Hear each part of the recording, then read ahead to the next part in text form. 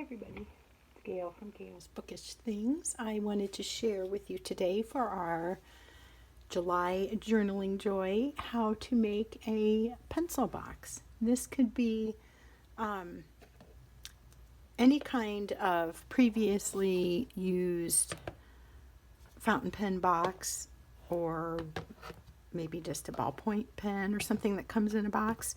I have all these TWSBI boxes. I think I have 9 TWSBI Ecos, and so I decided to use the empty boxes that I had sitting around to kind of repurpose into a decorative pencil box. I was left with a lot of these plastic boxes, so I thought this would be a great journal accessory. You could keep it on your desk, you could put it in your purse or tote bag or whatever you carry around. Maybe if you have a journaling basket, just stick one of these in there. This one is made with just covering it with washi tape. I was just going to do the top. I covered the bottom and realized I did the wrong side, but I have plenty of washi, so that was not a big deal. This is probably the most durable, and if it peels off or you get tired of it, you can peel it and add another washi tape to it. But I like how that turned out. I probably like the bottom a little better. I don't like how I lined this up, but you get the idea. It's just a very simple way of repurposing a pen box. It covers up the logo, so it becomes more of a neutral item. This is another one that I did, which I actually really like. I had a tiger's eye bracelet that the elastic broke on it, so I just pulled more of that off of the broken elastic. And I used a craft glue, so it's thicker and more grippy, and I just smeared that on and then dropped these little tiger's eye stones, and I really like that. I think that's fun, and I think that might be something that a boy might be drawn to. I haven't played around with it to see how much that's going to stay, but right now it seems pretty good. What I wouldn't do is probably use a glue gun. I don't know, but I feel like sometimes like that will hold something tightly, but you can also just like peel it off too. I'm hoping that this glue adheres a little bit better, but time will tell. Part of my thinking with this is that these could be a craft that I could do with my grandkids when we have our Camp Grandtastic events. This one, I think, for the person who likes glitter and sparkle. Again, I used the same thicker glue. I'll show you that in a minute. And I just spread a layer of sequins and some extra seed beads I had on hand.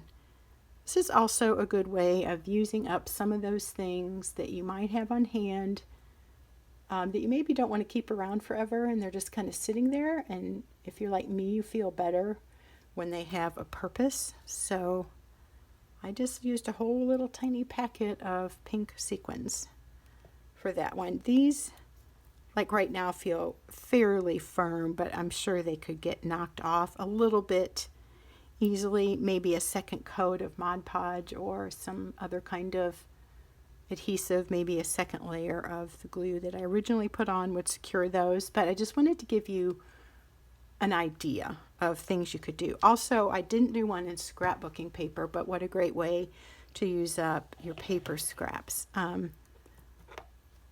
This one I'll talk about last because that's my favorite. This one I like the least, but it may again spark some ideas in your mind about what you have on hand and what you could use.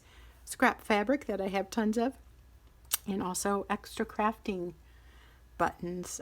This is kind of cool too, how the fabric looks through the plastic. So I'm thinking you could do the reverse and glue the fabric in on the inside so that the pattern shows up through the top, and then that would seal it more. And this is my favorite. I have a whole jar of these little faux gemstones. These were not the adhesive ones, so again I put the glue down and just sort of randomly arrange those, and then it felt like there was some blank areas there that needed filling in, so I got out my little seed beads and added those to that, and I just think that one is really pretty. Again, somebody who likes bling and sparkle would like that. And then you can see maybe there how it was adhered. I want to point out too, which I forgot to mention on this one, that I put down some tissue paper first. These are from my friend Kim. It was a pretty floral pink and purple. I don't even know if you can tell that that was there first, but it gave it a little bit of green, gave it a little bit of background color, so it wasn't just totally on the clear lid. I'm going to grab that glue to show you. It's right here in my craft area. So you could use something like this, but I think a variety of things would work. This tacky glue.